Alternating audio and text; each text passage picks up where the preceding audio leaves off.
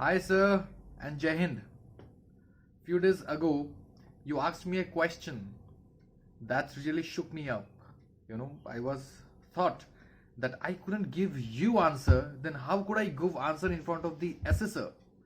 I didn't slept for the 3 nights, and after that I have decided to make video and give you my answers. I'll make video on the daily basis and assess myself. Then where is the problem? Why couldn't I give answers in front of someone? Where is my confidence?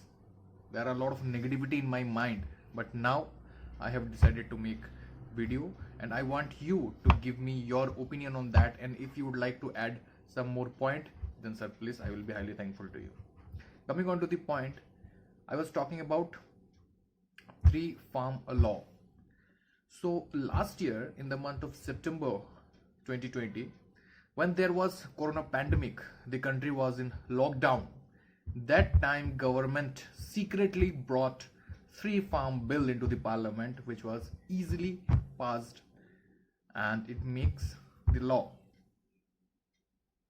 After that, in the country there was huge agitation, huge protest through the entire year by the farmer organizations, especially in the state of Delhi, Haryana, and UP, and some part of the western states, southern states.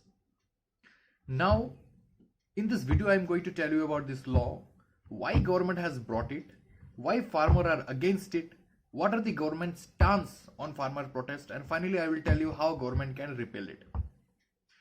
Now, the first reason why government has brought this law is to increase the status of farmer. In our agricultural sector, what happened? Our problem is not productivity, our problem is income. After the green revolution in 1970, 1980s, our country is surplus in agricultural product. We have produced huge agricultural products, and we are the surplus country in the world. But our farmer condition is not improving. Their income is not improving, and that is why government has brought this law, which can directly affect their income. For the government target is to double the income by 2025. The second reason is government want to end the monopoly of mandis. Now what happened in the current system, there are government regulated mandis are there, which are also known as APMCs, where farmer can sell their product. These farmers, they are small and marginal farmers. They don't have any other option to sell their product. And in the mandis, there were arthrias, there were middlemen which can fix the product, fix the rate of the product, and that is why farmer suffers. These APMCs, these systems, it's 50 to 60, 70 year old. It has to be changed, and that is why government brought the first law, according to which now government farmers can sell their product outside the mandis. There will be a parallel mandi where farmers can directly sell their product to the private buyers. The second reason is this: government has brought a legal framework, or legal, you can say, contract to the farmers, where now farmers can make contract with the companies, with the industries, with the private buyers, where before the cultivation of crops they will get the money, they will bargain the amount of rate, so it will directly increase their income. The third is government want to remove the limitations on the stocks of some food articles. Earlier there was you cannot stock some food articles where there, cause it resulted in inflation. But now the businessman, or you can say agricultural person, there are a lot of businessmen or industries are there, they can stock the food articles. So this is about the farm law. I hope I able to give you answer. Now I'll tell you why farmers are against it. The first reason is, in every state, as I told you, there are APMCs, mandis. These are run by the state government, and these APMCs provide lot of fund to the state, and the state will use this fund for the other infrastructural things things like electricity distribution, for making of road construction, for sometimes loan waiver, and a lot of infrastructural things they are using this money. Now, according to the law, if farmer will start selling their product out of the APMCs, out of the mandis, then there will be a parallel mandi where a farmer will sell their product, and it will directly suffer, and the APMCs will directly suffer. The fund of the state will directly suffer, and that is why we have seen that many ministers, the chief minister of Punjab, they are along with the farmer protested against this law. The second reason is there are arthias working, middlemen working. If the APMCs will not functional, then they will lose their job.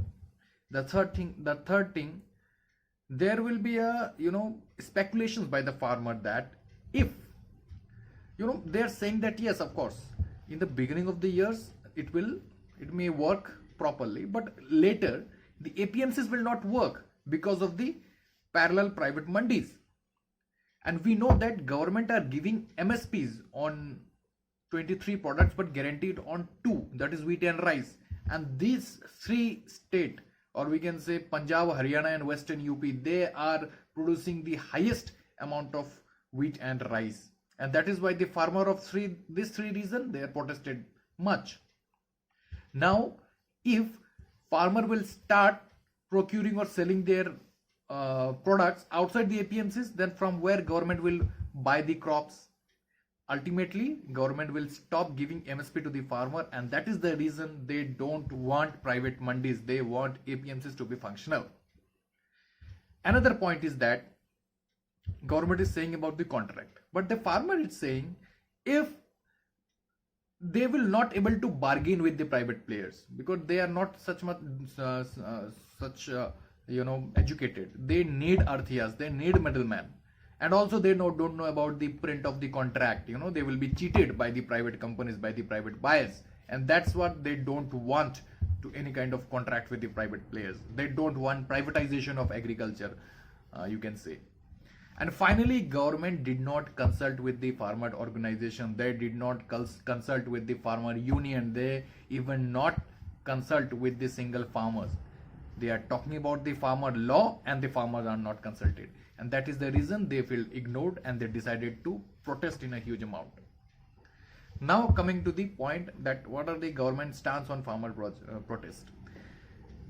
Government did a lot of table talk with the farmers, 2 round of talks were there, but farmer didn't accept their offer. Finally, government decided to amend the law, but it was also rejected by the farmer union. They demanded full scrap of the law. Then there is tractor rallies, Delhi Chalo event was there, road jam, train jam, railway jam, lot of agitation in the country, lot of protest in the parliament also. After that, government finally after 1 year decided to repeal it. Now what is the process of repeal? The process is very simple. You have to brought a law, that is the farmer law repeal bill. That will be enough, and we have seen it happened during the first day of the winter session of parliament. Government introduced farmer law repeal bill into the parliament, and it was easily passed, and the President of India also give his assent on this, and this law is finally scrapped off. So I hope, sir, I can able to explain what I have studied. If you want to add more, I will be thankful to you. If you will get more idea on this topic, you can, sir, message me. And one more thing is that I was impressed about your positive thinking. As you say, you will get opportunity to work in the finest hospital in the India. That word, it shook me up. And I have also purchased one book, that is The Power of Positive Thinking by Norman Vincent Pillay. I ordered it